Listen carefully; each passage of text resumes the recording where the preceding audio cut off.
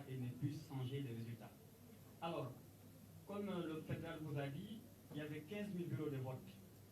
Pour être sûr que les informations vont arriver à temps au niveau du système, l'IFDG a déployé 32 000 délégués, soit 2 délégués par bureau de vote. Ce qui voudrait dire qu'il y a un titulaire et un suppléant naturellement. Quand le premier n'est pas là, vous êtes là. Ces 32 000 délégués étaient munis aussi bien d'un téléphone, mais également d'une tablette. Vous pouvez photographier tout de suite le PV, vous pouvez tout de suite également enregistrer les données, c'est-à-dire le résultat du bureau de vote. En plus des 32 000 délégués, l'IFDG a déployé 800 000 informaticiens, 800 informaticiens plutôt, 800 informaticiens sur le territoire de Guinée. 800 informaticiens suivant les régions administratives et les préfectures, pour s'assurer que ce n'est pas une seule personne qui va faire le travail disons, des informations qui seront remontées par les 32 000 délégués. Ça va être difficile, mais on le fait par jour. Au-delà de ces 800 informaticiens, il y avait également un call center ou un service d'appel qui était basé à Conakry, qui prenait régulièrement les appels des délégués sur le terrain. De sorte que si vous avez des informations, vous avez des anomalies, vous avez des soucis, vous appelez directement la base à Conakry pour que ceci puisse s'occuper de la situation. Alors, à l'issue des activités qui ont été faites par ces différentes équipes, le résultat obtenu ou les travaux qui ont permis, disons, de produire ce travail, nous avons eu un taux de participation de 65,66%, contrairement peut-être à ce que la CENI va dire très bientôt. Et vous avez ici la carte de la Guinée.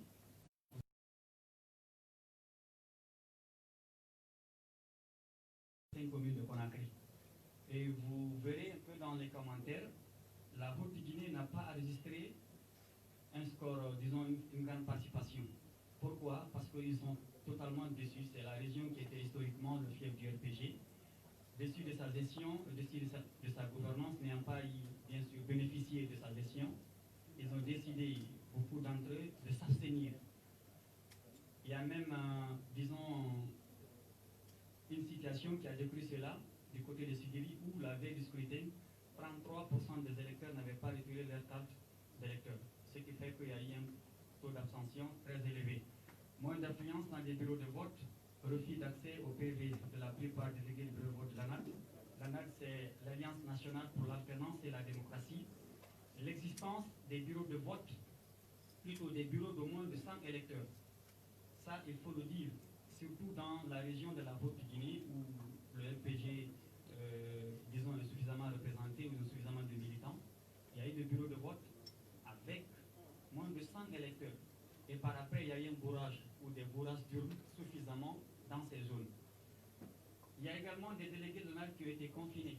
Ils ont totalement été empêchés dans les fiefs du RPG, notamment en Haute-Guinée, d'accéder au bureau de vote pour avoir des informations. Alors, le système de centralisation qui a été mis en place, vous avez un premier système SMS, ensuite les données sont enregistrées au niveau de l'Android et balancées directement au niveau du core center. C'est-à-dire, à partir de vos téléphones, vous pouvez écrire des messages ou vous prenez la tablette, vous enregistrez les données et tout de suite, vous balancez ça au niveau du core center.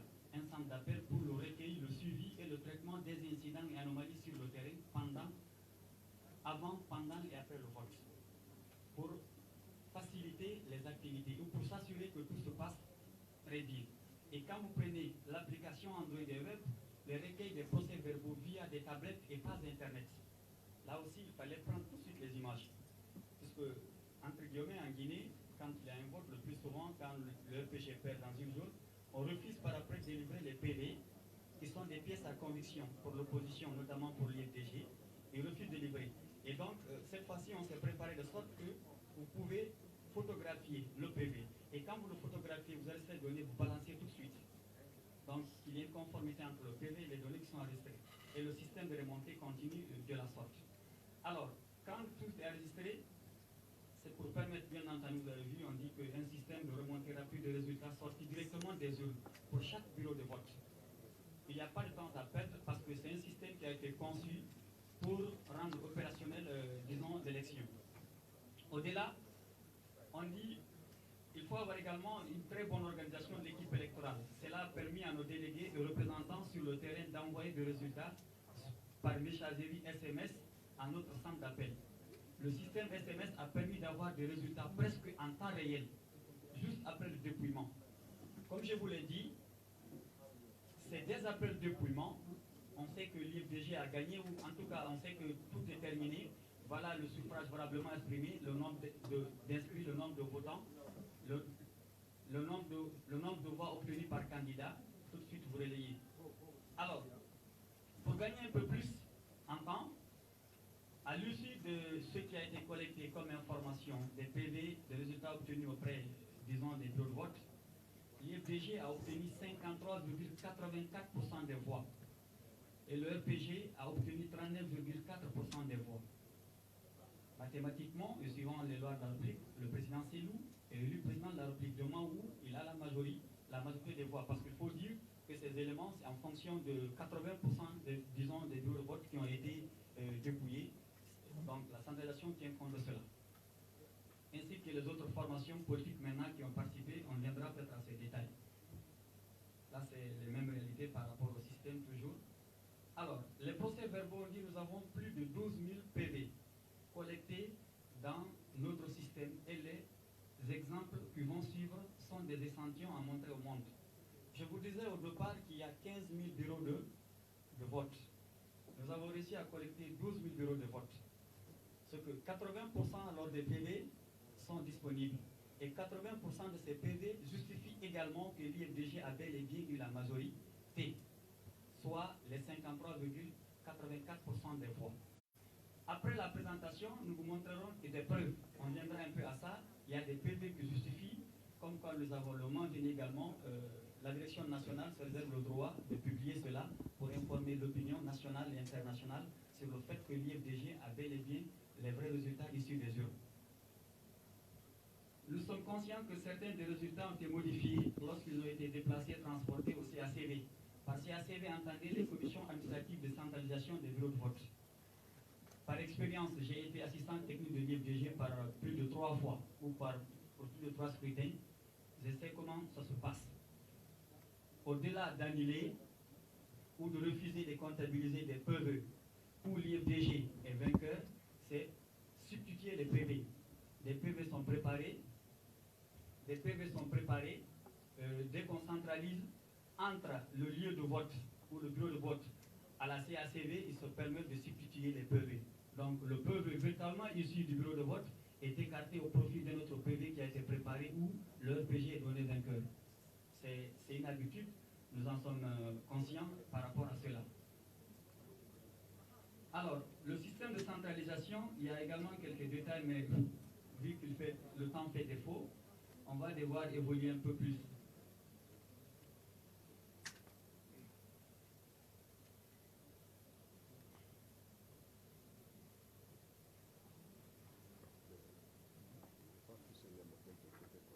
Oui, j'arrive à ça. Alors, ça c'est une des régions, la région forestière, la région du sud, vers la Sierra Leone, le Libéria, la Côte d'Ivoire. L'IFDG a une nette amélioration du score contrairement aux années précédentes. Et quand vous prenez, il y a un exemple de PV, ça c'est le procès verbal, issu de cette région. Vous voyez là des informations qui demandent, dans cette zone par exemple, est-ce qu'on peut afficher ça? On peut beaucoup plus afficher ça, s'il vous plaît.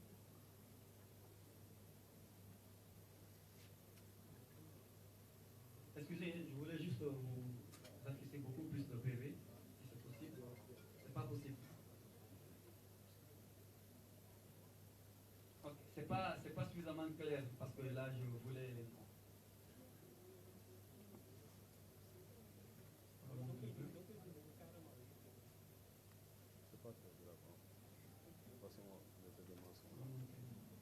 Il faut le transférer le fichier. On va donner la salle. On revient à la normale, on va gagner.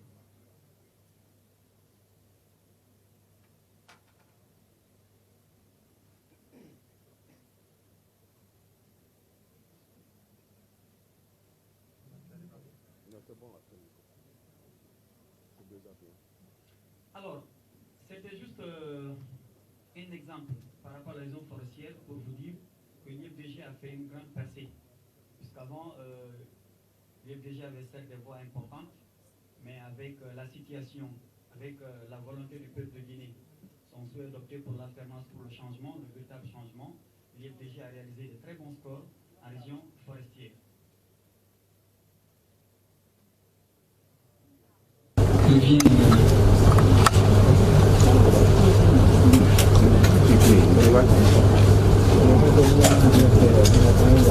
Voilà. Ça, vous avez juste, c'est un exemple. On a vu passer. Voilà. Là aussi, c'est la Basse-Côte ou la Basse-Guinée. L'IFDG a également réalisé de très bons scores dans cette journée. Alors, au titre des incidents et anomalies enregistrés à l'occasion du scrutin, nous avons dans la région de la Basse-Côte, par exemple, vous avez vu la flèche dans la région de la Basse-Côte, on dit que les présidents de bureau de vote refusent de donner les PV aux délégués, ce qui est une violation systématique de la loi électorale, conformément à l'article 84. L'article 84 est très clair. Lorsque vous êtes un candidat, prenez part à un scrutin, c'est un droit pour vous d'avoir un procès verbal pour justifier de votre victoire ou non dans ce bureau de vote. C'est une pièce à conviction pour vous, pouvant vous permettre de vous présenter devant les juridictions ou devant les instances habilitées à cet effet pour vous prononcer là-dessus. Malheureusement, il fallait refuser. Les instructions que la CENI a reçues, c'était de refuser carrément de donner les procès-verbaux à l'IFDG. Pourquoi? Parce que ça allait permettre à l'IFDG d'avoir une mention. Mais c'était mal connaître que l'IFDG avait conçu un système au préalable. Avec une simple photo, avec un simple SMS, tout est parti. Le système était conçu de sorte que les informations transitaires de la France pour la Guinée, c'était bien préparé. Et là, le pouvoir ou la CENI ne pouvait pas du tout tenter cette aventure et la réussir aussi facilement. Alors, quand vous prenez une partie de la Haute-Guinée et la région forestière, on dit carte d'électeur à un mineur pour voter plein de votes par procuration sans ordre de mission. Ce qui est aussi une violation systématique de la loi électorale. La loi électorale, l'article 11 est très clair. Vous avez 18 ans, vous avez la possibilité de vous faire enrôler, éventuellement de voter. Cependant, en Haute-Guinée, ce sont des mineurs de moins de 10 ans parfois qui sont habilités à se faire enrôler, éventuellement de voter. Sans compter le fait que la procuration aussi, il y a les conditions. Comment est-ce qu'il faut faire la procuration et comment est-ce qu'on peut l'exercer. Cependant, ça n'a pas été respecté, il n'y a pas d'ordre de mission là-dessus. On vient simplement, je vote pour telle personne, sans que vous n'ayez une ordre de mission de sa part, ce qui n'est pas légal. Au-delà, il y a eu des intimidations par la population locale, vote plusieurs fois sans procuration. Naturellement, vous avez appris à Cancan, le président Selou a été empêché d'accéder pour battre campagne. Et les jours qui ont suivi, ce sont ces militants qui ont été chassés de la zone. Beaucoup n'ont pas pu voter parce qu'ils ont été chassés. Et les intimidations ont continué de belle manière la veille du scrutin pour aussi empêcher les gens d'avoir un droit de regard sur le déroulement du vote.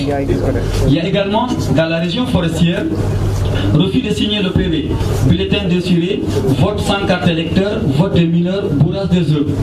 Il y en a sciemment. Et là aussi, c'est une des pratiques fréquentes en Guinée. Quand ils savent que l'IFDG a remporté dans une zone, le président ou les membres du bureau de vote, certains refusent de signer parce qu'on va dire si le président ne signe pas, le PV ne va pas être valable. Donc c'est une manière également de saboter. Il y a eu des descentes musclées, des gendarmes par endroit pour s'emparer par la force des urnes. Partir avec. C'est eux qui ont fait le dépouillement, on ne sait comment. C'est eux qui ont rempli le PV, on ne sait comment, pour déclarer que tel allait voter. D'accord. Ce qui n'est pas aussi normal, conformément à la loi électorale, conformément au caractère disons, aux caractéristiques d'un scrutin transparent. Il y a également le refus de centralisation locale. Les responsables de la CESPI exigent le dépouillement des bureaux de vote sans les représentants des délégués. Ça a aussi été fait. Il y a à certains endroits, il n'y a pas de centralisation. On refuse carrément que les délégués de l'opposition, en particulier de l'IFDG, puissent avoir accès à la salle de centralisation. C'est-à-dire quand on vote, c'est l'organisation administrative. Vous avez la CESPI au niveau de la préfecture, commission électorale préfectorale indépendante. Vous avez la CEPI au niveau de la préfecture, commission électorale préfectorale indépendante. Vous avez la CECI, commission électorale communale indépendante au niveau de la région. Et vous avez la CENI nationale, commission électorale nationale indépendante. Ça veut dire de sorte qu'à chaque étape, on doit faire une centralisation. Cependant, on refuse carrément, on chasse les délégués de l'IFDG pour ne pas qu'ils puissent avoir les informations nécessaires pour pouvoir leur permettre de faire des remontées. Alors, les incidents majeurs confirmés par les huissiers de justice, refus par les autorités avec la complicité des démembrements de la CENI de procéder au dépouillement des votes à partir du bureau de vote. Transfert des urnes dans les préfectures sans la participation des membres de vote, des membres du bureau de vote et délégués de bureau de vote. Remplissage de PV par les administrateurs dans les préfectures de sous-préfecture sans la présence des membres du bureau de vote et délégués de bureau de vote. Arrestation, séquestration, détention et violence corporelle à l'endroit des délégués de l'opposition, notamment en Haute-Guinée, en forêt et certaines communes de la ville de Conakry. Expulsion des délégués de bureau de vote de l'IFDG qui ont objecté contre les pratiques frauduleuses entretenues par les autorités locales en complicité avec les démembrements de la CENI, de l'UCEL. L'UCEL, c'est l'unité spéciale de sécurisation des élections. Et des présidents de bureaux de vote. L'usage abusif de vote par procuration et par dérogation en Haute-Guinée. La fermeture anticipée de certains bureaux de vote en Haute-Guinée où des PV ont été remplis par des militants du RPG. La distribution de bulletins de vote précoces en faveur du candidat du RPG, notamment dans la région administrative de Kankan. Là aussi, il y a des informations qui corroborent cela. Mise à disposition abusive par les démembrements de la CENI de PV vierges en vue de substituer les PV issus des bureaux de vote, notamment dans la région administrative de Kankan. Alors, ça aussi, quand vous regardez ce schéma, lorsque je vous disais tout à l'heure qu'il y a des bureaux de vote de moins de 100 personnes, ça c'était juste un moyen de permettre le courage des urnes. Vous avez vu, quand vous prenez par exemple Kerewani, qui est une préfecture dans la région de Kankan, il y a près de 87% des bureaux de moins de 100 personnes. Des bureaux de vote, moins de 100 personnes. Ce qui n'est pas normal. Et ça aboutit à quoi? Par moment à avoir plus de votants que d'inscrits. Il y a des PV qui le justifient par endroit. On vous dit inscrits, 341 votants, on vous dit 345 ou 350. C'est pas normal. Ou dans la comptabilisation des suffrages, vous verrez par endroit, dans des préfectures, vous avez un taux qui dépasse les 100%, alors que ça ne doit pas dépasser 100% de votants. C'est pas normal. Juridiquement, ça ne marche pas. Alors, vous avez vu, il y a Guéguédou, il y a Kékédou, plutôt Kissidougou, Kankan, il y a Poupa, Farana, Macenta. Quand vous faites, pour ceux qui connaissent la Guinée, pour ceux qui connaissent un peu ce qui se passe du côté de la Guinée, vous comprendrez que c'est beaucoup plus des zones où le RPG est bien positionné, où il y a eu plus de bureaux de vote de moins de 100 votants. Donc c'est un peu ça le système frauduleux qui a été mis en place par la CENI, épaulé par les administrateurs à la base, il faut le noter, les sous-préfets, les préfets, les gouverneurs et les cadres d'administration, qui ont suffisamment mouillé le maillot pour permettre cette fraude et cette falsification en cours déjà.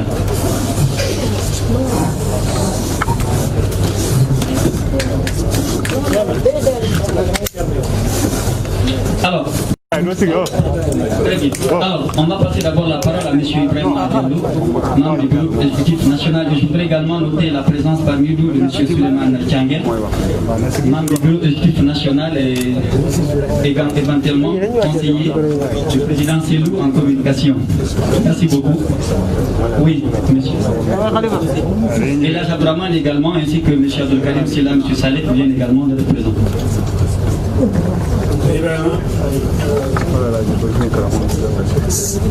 Bonsoir, chers journalistes. C'est avec beaucoup de plaisir que nous sommes ce soir en face de vous pour faire la situation de notre pays. Et nous vous remercions vraiment de cette grandiose mobilisation qui vraiment témoigne de votre intérêt pour ce qui se passe en Guinée aujourd'hui. Alors, Monsieur Tchangel vient d'arriver, c'est lui le chargé de communication du parti. Et je pense qu'avant que je ne m'aventure à faire une déclaration, je pense qu'il serait intéressant que M. Tchangel soit de la partie. Bien, je n'ai pas grand-chose à dire. Donc je suis Suleiman Baj, je suis le conseiller en communication de Cellou Dalein Diallo. Je coordonne un certain nombre de travail de com à partir d'ici depuis une quinzaine de jours. Voilà, donc moi je suis content d'être là, je suis content de retrouver El Hadj Diouf, on ne s'est pas vu depuis un bout de temps, puisque depuis 4 ans et demi je suis en exil en France. Donc on va l'écouter, c'est mieux. Merci. Oui, donc je crois que nous avons perdu assez de temps. Bon, c'est pas une perte de temps, mais on est pressé d'écouter M. El Hadj Diouf, qui est avec nous depuis plus de 10 ans, parce que je me rappelle encore le premier jour que je suis allé le chercher à l'aéroport de Conakry, où ça tirait, c'était au temps de la première élection. Là, je suis venu le chercher, il a vu des calages partout, il m'a dit, mais Ibrahim, qu'est-ce qui se passe? On est en guerre ou quoi? Donc, c'est depuis lors qu'il est en train de se battre aux côtés du président Cellou pour la manifestation de la vérité. Donc, je vais lui passer la parole pour qu'il déroule sa conférence de presse. Merci, chers amis, mes frères.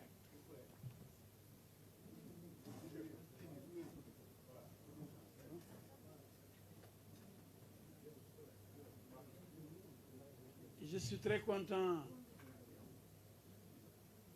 d'être entouré par mes frères guinéens. J'allais dire des frères sénégalais, parce que la Guinée et le Sénégal, c'est le même peuple.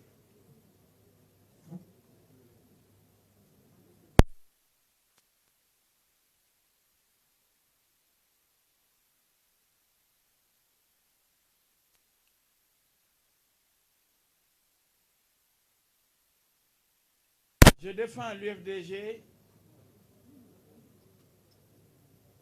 et son leader, le président El Hadj Mamadou Cellou Dalein Diallo.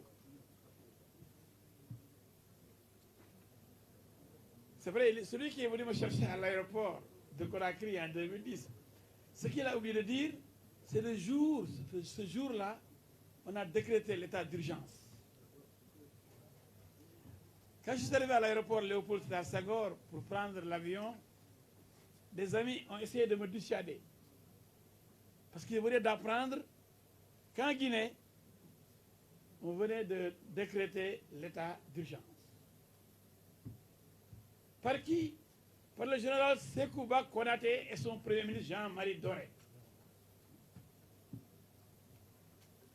Ces militaires qui étaient à la tête de la transition en Guinée ne voulaient pas reconnaître la victoire, s'il vous plaît, dès le premier tour du candidat Cellou Dalein Diallo. Et qu'est-ce qu'ils ont fait avec Lucénou Camara, feu Lucénou Camara, l'ancien président de la CENI? Ils ont refusé d'ajouter les résultats de la commune de Ratoma à l'ensemble des procès-verbaux déjà recensés. Parce que si les PV de Ratoma étaient pris en compte, Cellou aurait été proclamé président de la Guinée depuis 2010. Et le gouvernement militaire de Sekouba Konaté a refusé, avec bien sûr Lucénou Camara, de tenir compte des résultats de la commune de Ratoma. Et ça, c'était une stratégie bien élaborée. Parce que Ratoma est toujours gagné par Cellou. Et il gagne, non seulement il gagne, mais il massacre les autres.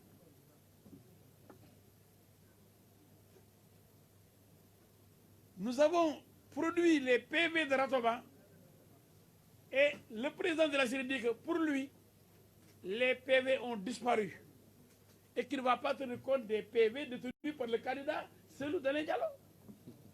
Mais du jamais vu. Le candidat Cellou Dalein Diallo a des représentants dans les bureaux de vote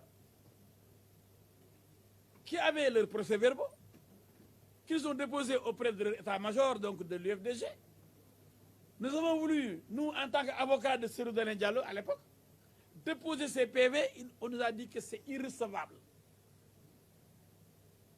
Et Cellou avait plus de 51%, 52%, 51, pour passer dès le premier tour. Et Alpha n'avait que 18%, 18%. Suivi par l'ancien Premier ministre qui avait 16%, Sidia Touré.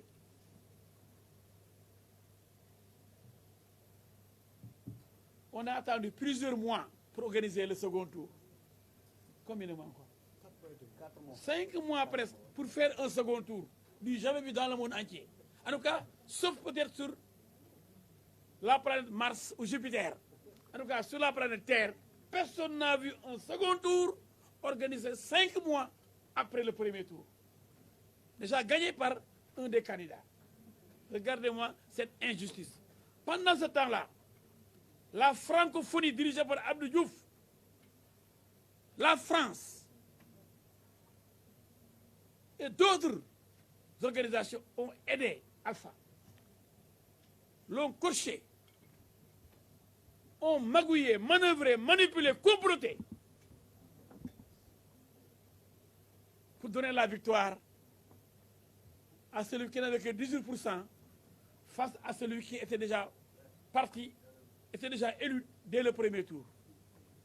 Malgré le soutien apporté par celui qui s'est classé 3e, qui avait 16%, à Cellou Dalein Diallo.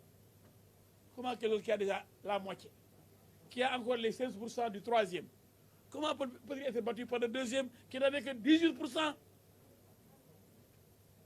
Lui, jamais vu encore dans ce monde-là. En tout cas, ça dépasse l'entendement humain. Mais personne n'a rien dit. Un complot international contre le leader de l'UFDG, El Hadji Cellou Dalein Diallo. Nous avons rédigé des recours à Conakry avec d'autres avocats guinéens. On a appris qu'à la veille de la délibération de la Cour suprême, Jean-Marie Doré s'est rendu lui-même, feu Jean-Marie Doré, dans les locaux de la Cour suprême pour faire pression sur les juges. Ça, nous avons vécu ça en 2010. Nous sommes en 2010, 10 ans en arrière. Après, on nous a amené aussi un autre général, c'est le général Sangaré, un général malien de l'OIF, encore de la francophonie, soutien principal de Alpha Condé à l'époque. Et ce général ne pouvait même pas diriger la CENI. Selon le code électoral guinéen, ce sont les membres de la CENI qui élisent le président de la CENI. Nous avons soulevé cela, nous n'avons même pas été entendus par la Cour suprême. Déjà, la composition de la CENI faisait problème. La présidence de la CENI était illégale. Un général de surcroît malien était porté à la tête de la CENI. Le général Sangaré, envoyé par l'OIF, l'Organisation internationale de la francophonie. Nous avons assisté au coup KO du fou Alpha Condé, du tricheur Alpha Condé, mais toujours soutenu par la communauté internationale. Je ne sais pas pourquoi. Mais aujourd'hui, cette année,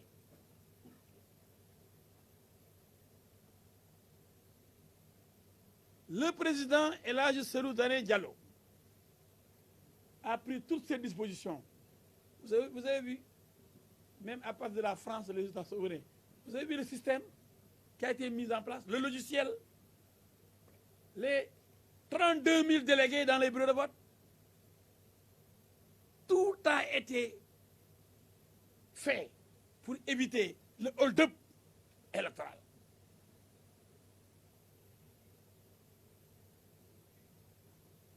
Parce que tout simplement, le président Cellou Dalein Diallo est un homme tolérant, très humain.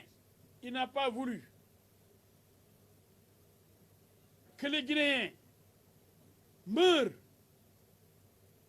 parce qu'Alpha Condé est un criminel. Combien de Guinéens il a tué cette dernière année? Mais le président a toujours tempéré, calmé les ardeurs de ses électeurs. On a pensé que on pouvait donner à Alpha 2 mandats, comme ça, comme la Constitution avait prévu 2 mandats. Il a volé 2 fois l'élection présidentielle. On le laisse comme c'est un criminel qui n'hésite pas à tirer sur son peuple. On dit, laissons-le diriger la Guinée comme lui, il ne veut que diriger. C'est un pouvoiriste. Cellou Dalein Diallo n'est pas un pouvoiriste. Quelqu'un m'a dit à Addis Abeba, lors d'un sommet de l'Union africaine, un chef d'État, j'allais prendre part à ce sommet d'Addis Abeba. Il me dit, mais votre candidat, votre client, lui, mais il ne veut pas le pouvoir, parce que lui, il gagne et il laisse Alpha diriger. J'ai dit oui, parce qu'Alpha est prêt à tout. Lui, il veut sauver son peuple. Alpha est un homme inconscient, il est vieux, il sait qu'il va mourir bientôt peut-être. Il veut mourir même au pouvoir. C'est ça qu'il veut.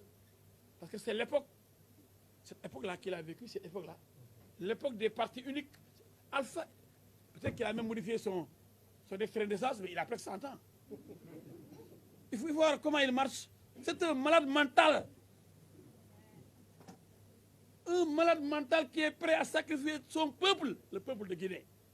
Voilà un homme inconscient et irresponsable. Ce que j'ai dit à ce chef d'État ce jour-là à Addis Abeba. Je dis, nous avons en face de nous un homme irresponsable qui est prêt à tuer tout son peuple. Quelle honte.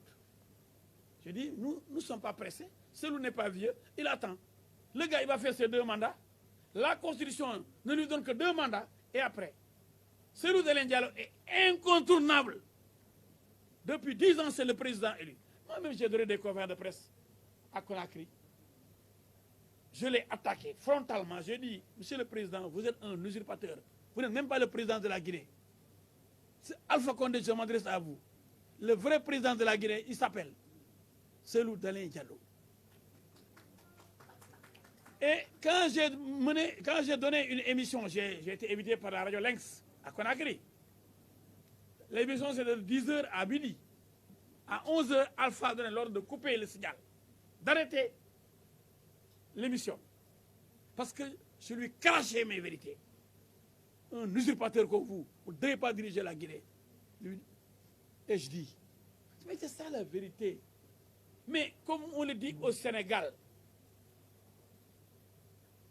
dof bu mel ni Alpha Condé, un fou comme Alpha Condé, il ne connaît pas Dieu. Il ne connaît que la cravache.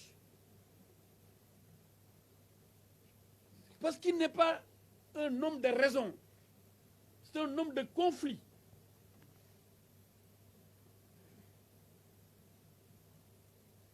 On pensait qu'il allait faire ses 2 mandats pour partir. À quelques encablures de la fin de son mandat, il modifie la Constitution pour avoir la possibilité de se présenter pour un 3e mandat. Quelle indignité, quelle honte. Cet homme n'a pas de valeur, ce n'est pas un homme d'honneur. Comme tous les chefs d'État africains qui cherchent un 3e mandat, je les considère comme des présidents idiots. Ils n'ont même pas de respect pour leur peuple. C'est des présidents traîtres comme Ouattara.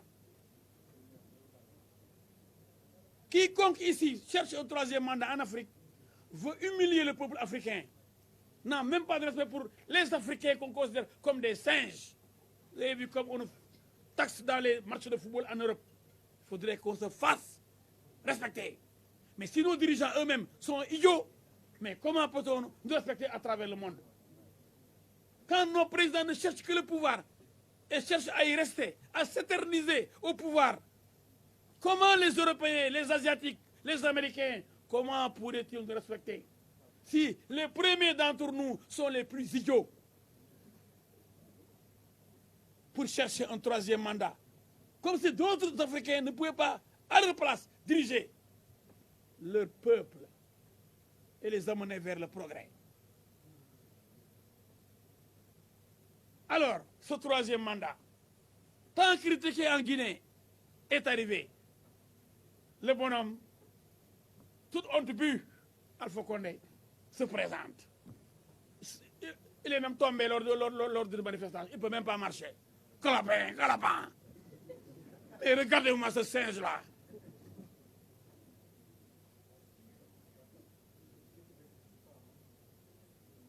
Alors, nous sommes en 2020.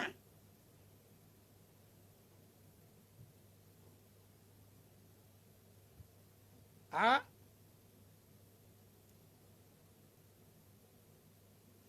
un homme averti en vaut deux. Nos amis de l'UFDG ont été doublement avertis. Ils ont pris leur disposition. Vous avez vu cette projection. Et l'UFDG, comme d'habitude, a bien gagné, gagné et bien gagné. Le vrai président de la Guinée, qui n'a jamais exercé, parce que toujours victime de fraude, de manipulation et de complot, prend ses responsabilités cette fois-ci.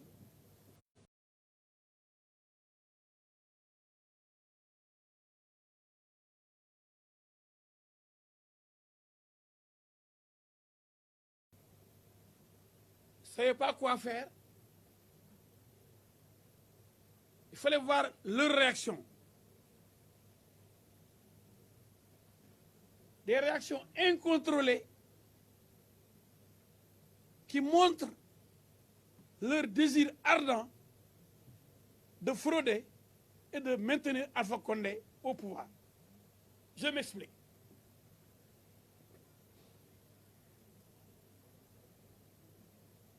Quand les résultats ont été donc mis à la disposition du public, quand le président Cellou Dalein Diallo a donné à ceux-là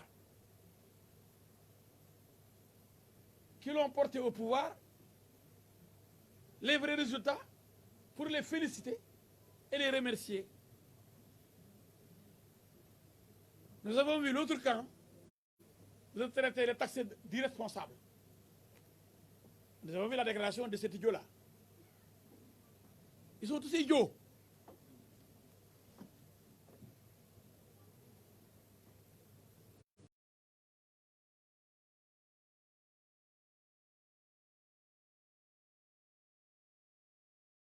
Irresponsables. Mais ici au Sénégal, avant la proclamation des résultats, Abdou Diouf a félicité Ablaye Wade. Avant la proclamation des résultats, Wade a félicité Macky Sall. Alpha Condé aurait dû féliciter El Hadji Cellou Dalein Diallo. Parce qu'il avait les procès-verbaux, lui, Alpha. Mais comme Alpha est un voleur, il est né voleur, c'est un voyou. Ce voyou-là, ce bandit,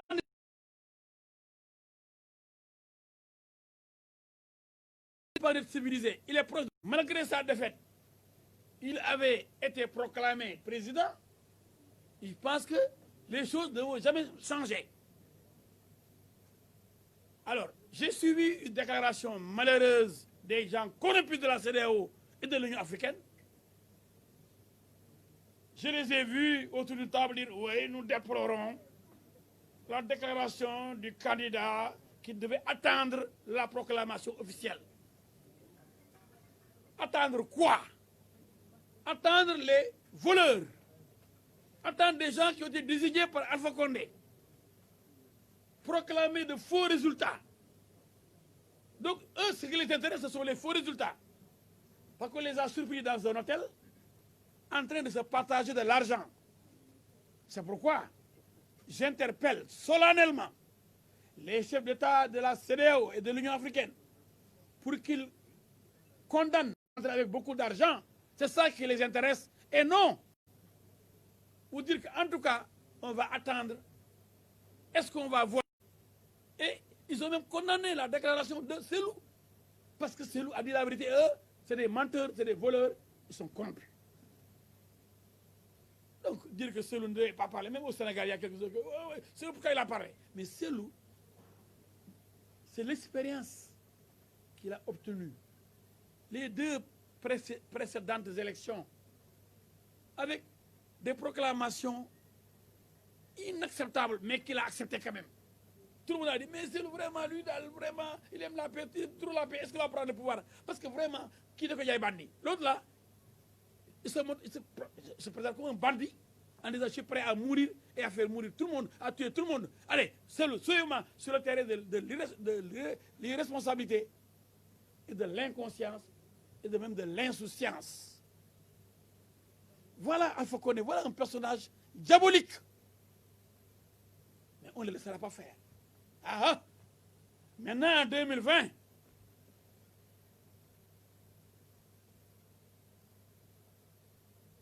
les Guinéens ont pris leurs responsabilités. Ce ne sont pas seulement les militants de l'UFDG. Comme il l'a dit, on a eu de bons scores en Guinée forestière. Pourquoi il a empêché le candidat Cellou Dalein Diallo d'accéder à Kankan, son fief, parce qu'il est devenu minoritaire chez lui-même? Parce que si Cellou était venu, l'accueil qui lui serait réservé, ce serait extraordinaire et il n'aurait pas pu supporter. Parce que l'homme est vomi du fait de ses mensonges, comme l'a dit mon ami. Il a promis, il n'a jamais rien fait. Donc c'est un menteur. Vomi par ses propres parents, par sa propre région, l'homme a bloqué le candidat Cellou Dalein Diallo pour l'empêcher d'accéder à sa ville, la ville de Alpha. De pénétrer dans cette ville et de faire une démonstration de force. Ce qui aurait été une humiliation pour Alpha Condé. Mais les gens n'ont rien dit. La CEDEAO aurait dû dire, allez, laissez-le entrer. Comme on a dit aux militaires maliens, allez, dégagez. Il faut aux civils. La CEDEAO doit superviser les élections. Et elle avait des représentants là-bas. Et on était en pleine campagne électorale. Mais plus grave, c'est le comportement de la CEDEAO encore. Lorsque le fou Alpha Condé, a décidé de fermer les frontières avec le Sénégal. Mais vous devez vous poser la question, pourquoi? Parce qu'en 2015, il est venu battre campagne à Dakar même. Le candidat à la présidentielle de Guinée est venu ici battre campagne. Pourquoi? Parce que Cellou Dalein Diallo le lamine chaque fois à Dakar. Il le massacre. Malgré sa présence pendant la campagne à Dakar, le candidat Alpha Condé, candidat président, a été humilié, balayé, massacré, écrasé par Cellou Dalein Diallo. Avec plus de 90% des suffrages exprimés. Et les Guinéens étant très nombreux au Sénégal,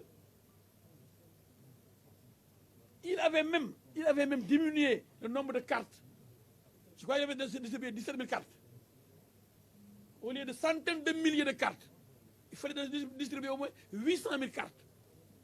Malgré tout, il a été écrasé. Cette année, il a décidé, encore le fou, Jean le fou, de ne pas permettre aux ressortissants guinéens qui sont au Sénégal, qui vivent chez nous, de participer au scrutin présidentiel. Mais ça, la CEDEAO n'aurait dû jamais l'accepter. La CEDEAO est informée, n'a rien dit, sachant elle-même que cette décision viole les lois de la CEDEAO qui disent, qui prévoient et qui annoncent, qui proclament la libre circulation des biens et des personnes. C'est ça la CEDEAO. L'espace CEDEAO, c'est un espace de plusieurs pays Mais tous les ressortissants des pays de la CEDEAO appartiennent au même pays. Ils n'ont même pas besoin de visa. Ils n'ont même pas besoin de passeport. La simple carte d'identité suffit. Parce que c'est un espace commun. Personne ne peut empêcher un Guinéen de venir au Sénégal. Personne ne peut empêcher un Sénégalais de traverser la frontière pour aller en Gambie, parce que l'espace CEDEAO est un et indivisible. Quand on est, vous avez vu même les cartes d'identité CEDEAO. On a maintenant carte d'identité CEDEAO. C'est ça, carte d'identité CEDEAO. Carte d'identité CEDEAO. C'est ça qu'on a maintenant. Parce que c'est le même pays. Aujourd'hui, la CEDEAO est considérée comme un seul État. Carte d'identité CEDEAO. On ne met plus carte d'identité sénégalaise. Voilà, voté dernièrement avec ces cartes d'identité. Carte d'identité CEDEAO. Vous lisez, c'est bien mis, CEDEAO. Carte d'identité CEDEAO. Donc, ils ne pouvaient pas fermer les frontières. Mais des gens de la CEDEAO, des présidents de la CEDEAO, n'ont pas réagi comme ils l'ont fait avec le Mali. Quand on viole des droits prévus par la CEDEAO doit réagir. Oui. Les crimes, combien de Guinéens ont été tués dans le même espace CEDEAO? Motus, bouche cousue, aucune réaction. Mais c'est vraiment triste. Il y a une grande complicité au niveau de la CEDEAO. C'est pourquoi Alpha Condé se croit tout permis. Il tue, et personne ne le condamne. Il massacre, personne ne réagit. Alors que la communauté de la CEDEAO aurait dû intervenir. On l'a vu chasser Yahya Jammeh du pouvoir. Pourquoi pas Alpha Condé? C'est lui qui mérite d'être chassé du pouvoir. C'est pourquoi le préfet de Dakar, quand il dit qu'il va chasser les Guinéens, il va les amener à la frontière. Mais il faut qu'il retourne à l'université.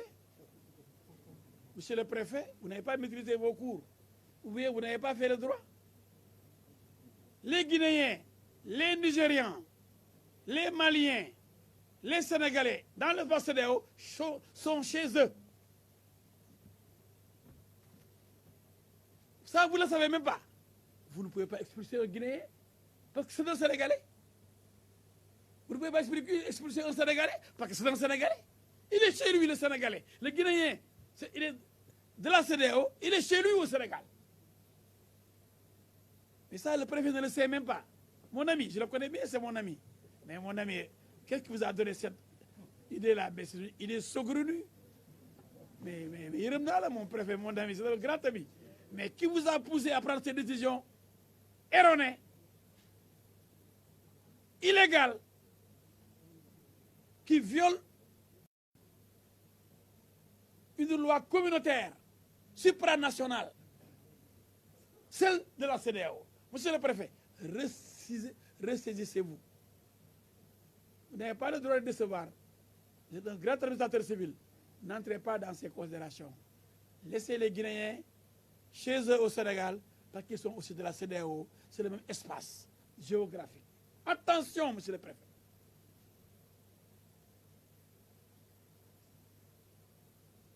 Maintenant, j'appelle solennellement les Nations Unies, l'Union africaine, l'Union européenne, la CEDEAO, pour sauver le peuple de Guinée. Depuis 1958, le peuple de Guinée souffre. Depuis son indépendance, la Guinée, malgré des ressources naturelles colossales, tarde à décoller. Les Guinéens ont aussi besoin de bonheur. Ils ont besoin de réconciliation nationale. Ils ont besoin d'assistance, de soutien de la part de la communauté internationale. pour écarter le diable Alpha Condé, pour permettre au président El Hadji Mamadou Cellou Dalein Diallo, parce que élu, réélu une troisième fois, d'exercer le pouvoir, de diriger son pays, de l'amener vers le progrès, parce qu'il en a les compétences, l'expérience, la volonté et surtout la confiance de son peuple qui constitue une force inébranlable. Ce que je voudrais dire aujourd'hui et maintenant, c'est que rien ne sera plus comme avant. Le peuple de Guinée va défendre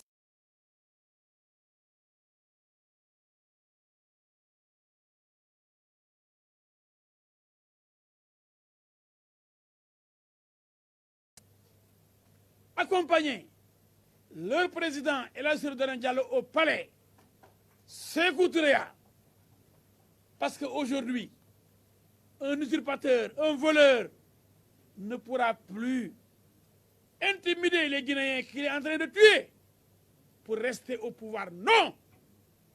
La Guinée debout va installer incessamment son vrai président, la tête de l'État guinéen. Je veux dire, je nomme le grand dirigeant, l'homme de valeur, de tolérance, de réconciliation, El Hadji Cellou Dalein Diallo. Je vous remercie.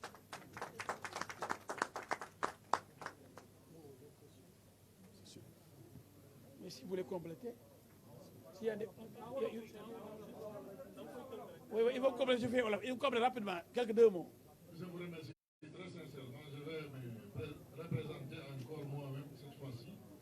Je m'appelle Chérif Mohamed Abdallah Haïdra. Je suis président du COA, le groupe organisé des hommes d'affaires. Je suis membre fondateur de l'ANAT, l'Alliance qui a porté El Hadji Cellou Dalein